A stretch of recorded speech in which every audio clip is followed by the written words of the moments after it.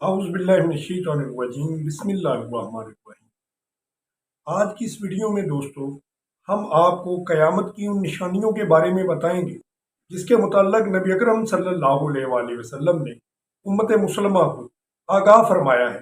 हज़रत महजन बिन अदरा रज़ी अल्लाह ताला अन्हु फरमाते हैं कि रसूलुल्लाह सल्लल्लाहु अलैहि वसल्लम ने एक दिन लोगों को खिताब किया, चुनाचे 3 मरतबा ये फरमाया, यानी 3 मरतबा खलास का जिक्र फरमाया।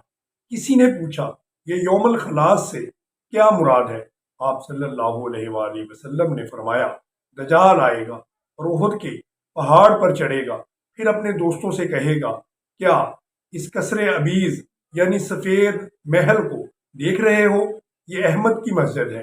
फिर मदीना मुनव्वरा की जानब आएगा तो इसके हर रास्ते पर हाथ में नंगी तलवार लिए एक फरिश्ते को पाएगा। चुनाचे हरफ की जानब आएगा और अपने खेमे पर ज़रब लगाएगा।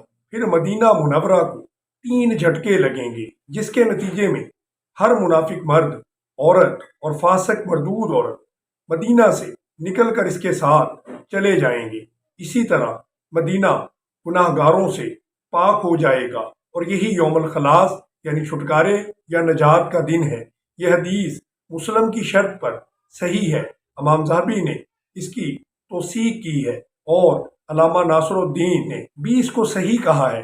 दज्जाल जब मस्जिद नबवी को देखेगा तो इसको कसरे अबीज यानी सफ़ेद महल कहेगा। जिस वक्त नबी करीम सल्लल्लाहु अलैहि वसल्लम ये बात बयान फरमा रहे थे, इस वक्त मस्जिद नबवी बिल्कुल सादा मट्टी और गारे की बनी हुई थी और अब मस्जिद नबवी को अगर दूर से या किसी ऊंची जगह से देखा जाए तो ये दीगर इमारतों के दरमियान बिल्कुल किसी महल की मानद ही नजर आती है।